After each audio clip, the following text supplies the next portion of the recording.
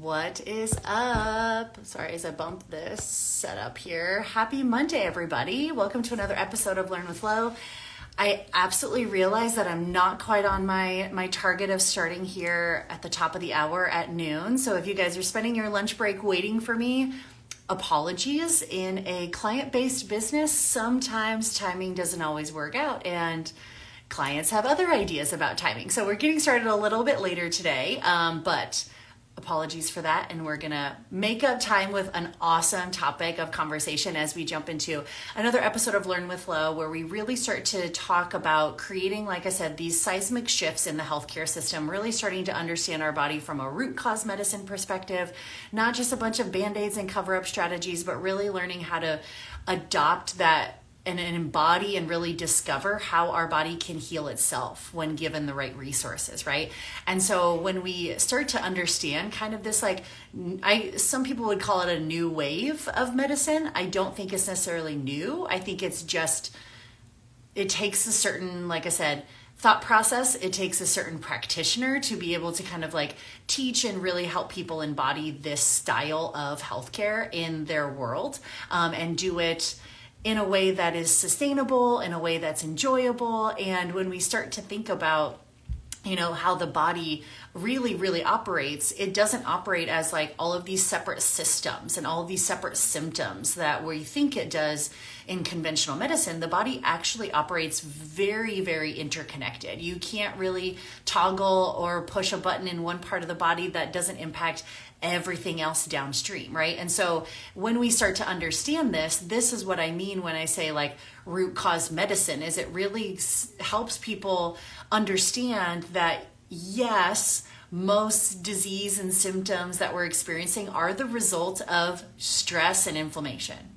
If you really kind of boil it down, yes, it is. But that is incredibly vague, incredibly unhelpful, because we really have to ask the question, yes, but why? Right? What is the source? What's the source of the stress? What's the source of the inflammation? Not just covering up the symptoms, which is just the expression of stress or inflammation, right? So I think that that's where you guys are going to hear a whole different approach as you, like I said, hear me talk about the body being interconnected as multiple different units. And I really think that what we're seeing, and it's like I said, especially if you're here watching this, you yourself have likely experienced something like this, or maybe you at least know someone who has experienced firsthand this huge gap in modern medicine when it comes to being able to identify and treat root cause medicine. And so it comes down to us not respecting that the body really is one unit, right? And there's nothing and other pathways that this becomes more and more glaringly apparent than when we start to think about the different axis of the body, right? So you start to think about how the gut and the brain are connected, how the brain and the thyroid are connected, how the adrenals and the thyroid are connected, how the brain and the ovaries are connected, everything crosstalks, right? And that's really what I started to talk about last week. We dove through this whole series a couple months ago around complex gut issues, right? And how a lot of these kind of go underdiagnosed, they go mistreated. And with these chronic gut issues, it's not uncommon that individuals are also experiencing crosstalk to other pathways of the body, right? They might also have adrenal issues. They might also have thyroid issues. They might also have sex hormone issues, right? And that's because what's happening is we're treating the symptom versus treating the source, right? So I really just, like I said, wanted to give a high level to kind of start off with the conversation that the body does crosstalk, right? If the adrenals aren't happy, the thyroid isn't happy, which then can alter the gut microbiome, and now the hormones are out of balance. And so in functional medicine, we really understand these crosstalks as what we call different hormonal axes, right? So the brain adrenal axis, adrenal gut thyroid, thyroid ovarian. Last week, we really touched on the thyroid gut connection. So if you missed that, make sure you go check it out, because it really is, we really got to talk about how in standard conventional thyroid disease, we're really being treated, AKA masked, by just like more thyroid hormones or thyroid medications, which really the root cause is asking why. Why is the thyroid malfunctioning? Which we know now could be the result of poor digestive capacity, could be the result of malabsorption issue, could be poor detoxification or liver burden. It could even be nervous system regulation and things that are going around with, like we talked about, the throat chakra, right? And it's like, none of those 4 things that I just listed, most endocrinologists are going to talk to you about if you have thyroid issues, right? They're just going to manage more of the thyroid medications and kind of just change dosing as needed throughout the years, but not really ever talk to you about the root cause.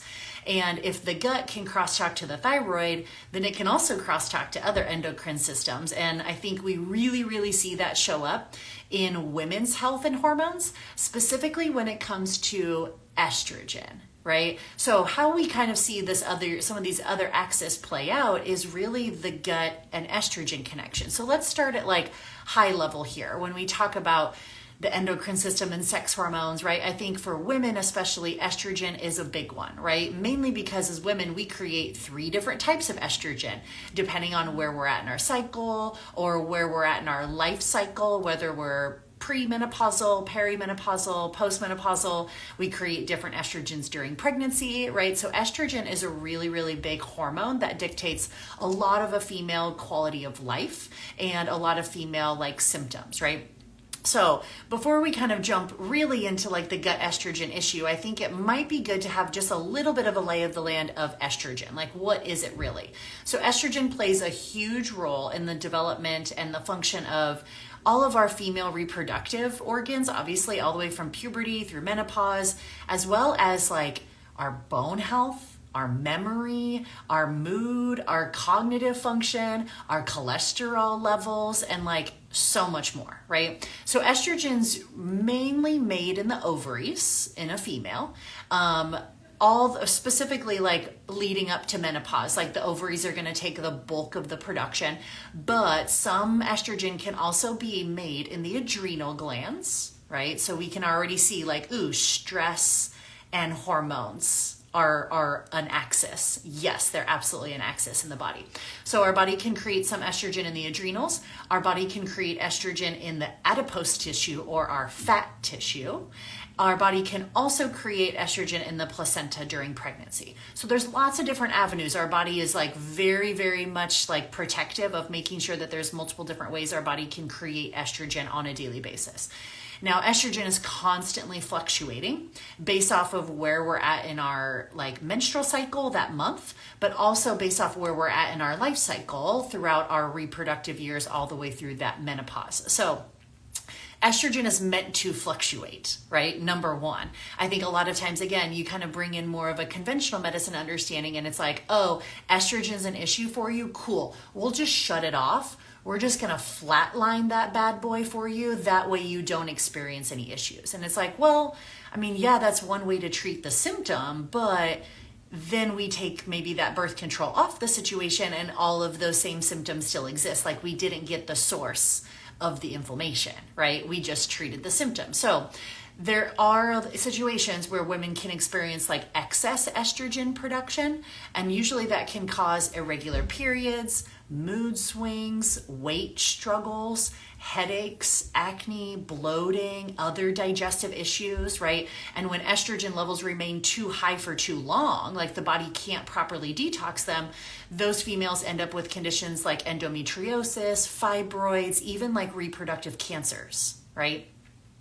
Low estrogen levels, when those drop too low, other problems can arise, like troubles with sleep, mood, vaginal dryness, repeated urinary tract infections or UTIs, low libido, loss of bone density, worsened perimenopausal symptoms, all sorts of things, right? So we know that estrogen is kind of like that Goldilocks hormone. Like we want just the right amount, not too much, not too little, or problems start to arise, right? So we start to think about like, okay, well, what types of things can cause an estrogen imbalance? Big picture, long story short, anything that disrupts the brain, the adrenal, the thyroid, the gut is going to impact your hormones, right? That's why I will like say this till I'm blue in the face, like the hormones aren't the problem. If your hormones are a problem, you have to look elsewhere, right? It's like, okay, what's going on in the gut? What's going on with the thyroid? What's going on with the adrenals? The hormones are just going to do what they're told to do, essentially, right? So anything can impact and cause an estrogen imbalance if it causes an imbalance in any of the other systems, like poor diet, inflammation, under eating, chronic dieting, overtraining, endocrine disruptors, toxic chemicals, liver detox issues, microbiome imbalances, trauma, lack of joy or boundaries, or experiencing burnout in your life. Like all of those types of things can absolutely impact our hormones. So it's not about treating the hormones, it's about understanding who is telling the hormones to do what they're doing. And if there's one thing that we've learned about the gut microbiome over the last decade of research, for sure, is that the gut microbiome plays a very close relationship with estrogen. We call this the estrobolome, right? You kind of mash English language at its finest. You kind of mash the two words together, estrogen and microbiome, and you get estrobolome. Right? So this is the interaction that we talk about of how the gut and estrogen play such a role together. So the estrobolome is what we really call the part of the microbiome that's solely dedicated to regulating estrogen levels. So it's made up of a collection of different bacterial species that actually help keep your circulating levels of estrogen just right? Not too much, not too little. So after estrogen is produced, like I said, either in the ovaries, adrenal glands, adipose tissue, wherever, estrogen comes into the system, it's going to do its job, but then it gets transformed to the liver, and the liver wants to like get rid of it, right? It's like estrogen is one of those like we want to use it and lose it type of situation. So our body has the capacity to detox estrogen if those pathways are operating at full capacity, right? So after estrogen circulates, does all the things that it needs to do, like keep your hair shiny and your menstrual cycles healthy, keep your bones strong, then that's where it goes to the liver. It gets broken down into various estrogen metabolites. These are the things that we can measure if someone does like a Dutch test, for example. So we're seeing that like first pass phase 1 and phase 2 through the liver, and then it's delivered from the liver, it gets dumped into the intestines, right? Now, once it enters the intestines, then estrogen is either eliminated, like we poop it out, or it gets reabsorbed back into the body by an enzyme that we call beta-glucuronidase. That's a specific enzyme we can measure on something like a GI map test or a stool test to really see like, is estrogen levels being kept like just right? Or is there some improper activity of the gut that's contributing to imbalances in estrogen in general, right? But here's the thing, like the estrobolome can only function as properly as the microbiome is healthy, right? So some people are like, well, how do I impact my beta-glucuronidase levels? I'm like, well, you have to keep your microbiome healthy. So if the estrobolome isn't healthy, which is honestly an all too common problem, it's because there's like the delicate balance has been thrown off of the microbiome, and there's going to be some downstream issues.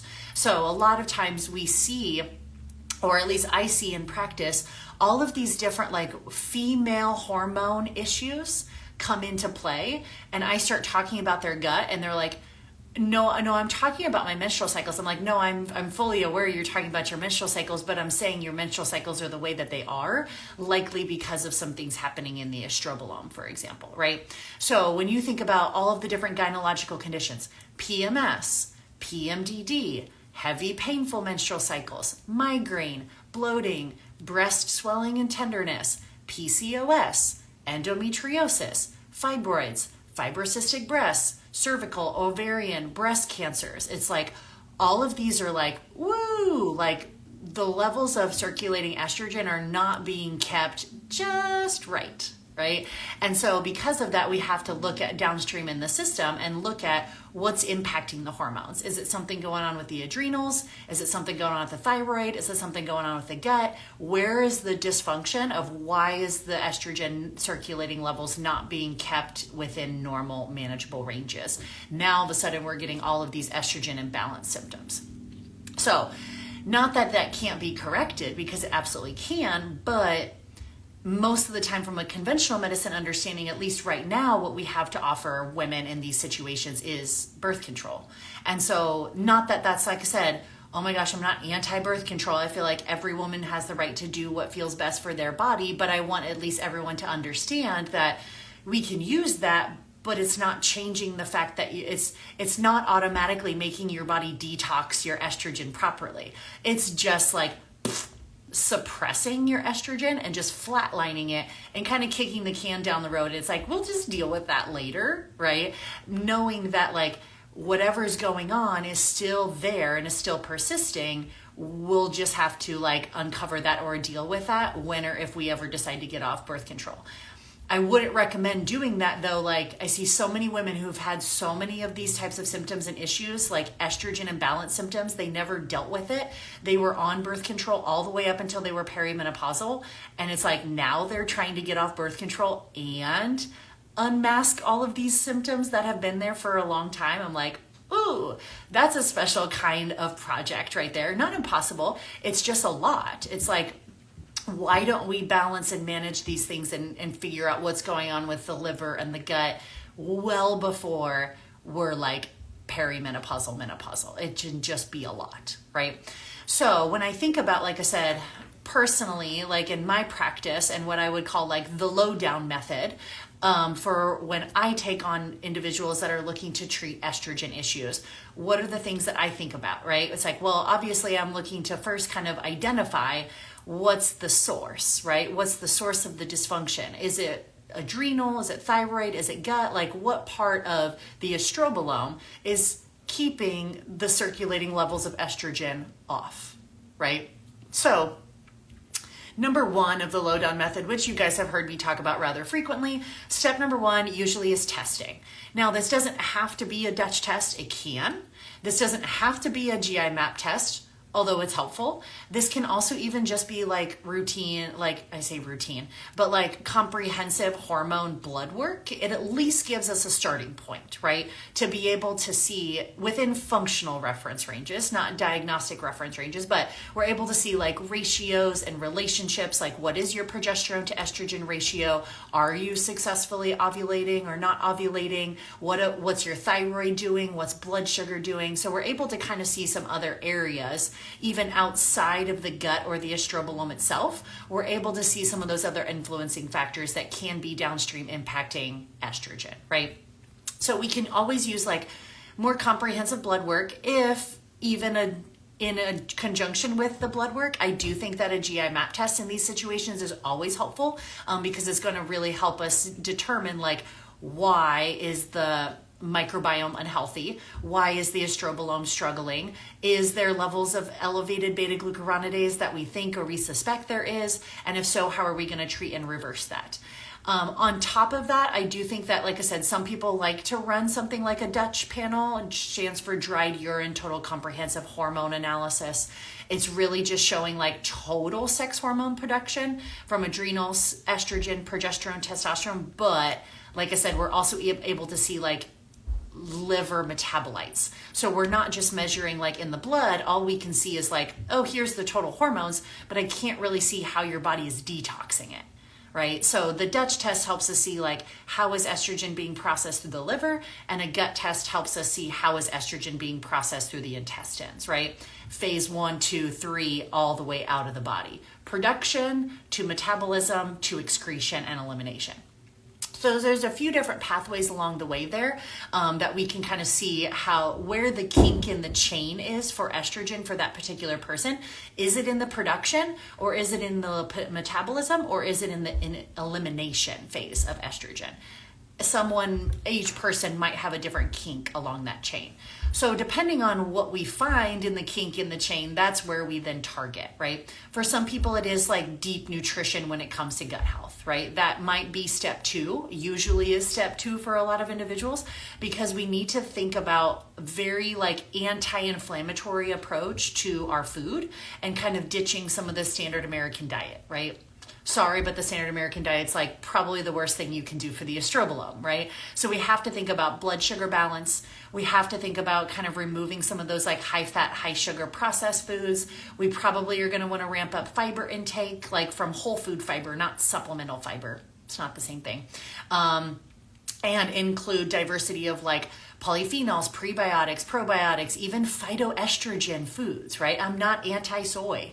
You know, it's just when soy is like genetically modified and processed and put in a little Debbie snack, right?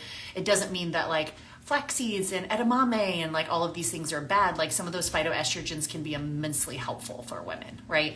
We also may probably want to identify any like food triggers or food sensitivities that are causing inflammation in the gut. So if you haven't really dove into like deep nutrition for the gut, I highly recommend starting with my Master Your Metabolism Masterclass. It's a 6-week course on Renew University. You can start that literally today, right now. Go start it, sign up for it. It's a 6-week course that literally takes you through all of those foundationals that I just discussed, right? And can get you a really, really solid jump start. Then we can always do more testing after that, but I usually send people, it's like, do not pass go, do my Master Your Metabolism Masterclass, then we can get into the nitty gritty of really some additional support after that nutritional foundation feels super, super solid. Then we really want to, especially when we're talking about estrogen, we want to open up these drainage and detox pathways. So this is where we understand that estrogen has to go through multiple steps. We produce estrogen, but then it has to go through the liver and it also has to go through the colon or the intestine. So we want to make sure that we're pooping every day. Hands down. Like if we have estrogen issues, we have menstrual cycle issues, we have period issues, like we've got to be pooping every day. So we want to do what we can to really open up some of those drainage and detox pathways. We can also support through the liver, phase 1 and phase 2, whether that's B vitamins, antioxidants, glutathione, amino acids, manual lymphatic work is a big one as well too. So we're definitely supporting like pooping every day, our elimination pathways. We're absolutely supporting phase 1 and phase 2 of liver biotransformation. But we also have to think about like what might be overburdening the liver at the same time. So this is also the step where I talk about, like endocrine disrupting chemicals, alcohol, caffeine, right? All of those things that also are going to pair into the liver. So we at least want to address that too.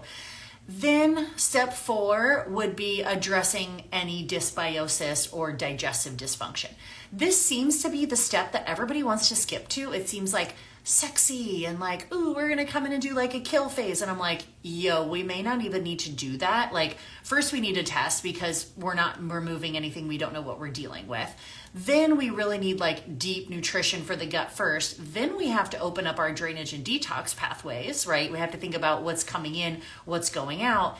Then we may be a great candidate if there is some dysbiosis, which can cause elevations in that beta-glucuronidase and make the body recirculate that estrogen back into circulation, which is no bueno. Like we want to poop it out. You do not want to recirculate estrogen, right? That usually causes a lot of those issues. But there are like 60 different bacterial strains that we've identified that can actually increase beta-glucuronidase in the gut. So if we have either like dysbiosis patterns, like too low of beneficial bacteria, too high of some of these opportunistic bacteria, we have low stomach acid, or we have some of these like kind of histamine producing bacteria overrunning the gut, some people do need to come in with some antimicrobial approach as well too. That can be really, really helpful. Supporting the immune system, supporting some mast cells, it's a whole thing, right? So that's where when we talk about like hormone issues and period issues, it's like, okay, what led to this road, right? A lot of times we look at the gut, we look at, like I said, when you talk about estrogen in the gut, we call it the estrobolome for a reason, because we know how much gut bacteria impacts our body's either elimination of estrogen or recirculation of estrogen. Some people, their hiccup in the chain is being able to produce enough estrogens. Some people, their kink in the chain is being able to metabolize estrogens through the liver. Some people, their kink in the chain is actually eliminating estrogen through the gut. Some people, it's a little bit of everything, right? And that's okay too. We just want to make sure that we're not just spot treating the hormone at the end of the cycle and not answering anything that caused it to become that way in the first place. Otherwise, the problems are going to persist, right? So we all know good old Hippocrates and how he really says like all disease begins in the gut, and like years, like hundreds of centuries, not just years, centuries later, we're really beginning to understand like how right he was, right? And so as we start to really consider a lot of this, like know that, like I said, we're talking about all these different body axes, like the gut and the thyroid and the gut and estrogen, just so that we can start to understand more holistically how to treat the body as one versus just spot treating symptoms and then hoping for the best, right? Usually doesn't go super well. So hopefully this estrobolome conversation was helpful to kind of break it down, not make it like too sciencey, but also know that there's a lot of stuff that we can actually map out in the gut that gives women another alternative besides birth control to handle a lot of these like seemingly estrogen based issues. So if this is something that you've dealt with before, hopefully this conversation was helpful for you. Always feel free, like I said, all of my, like I said, Master Your Metabolism Masterclass and access for one-on-one services is located in the link in my bio. Feel free to click on there and apply for any of those things at any time if you feel like this could be helpful for you. Send to a friend or family member that has never heard of these things and is maybe struggling along the same lines. So excited to connect with you guys this week. Hopefully you have a wonderful week, and we'll see you guys next Monday.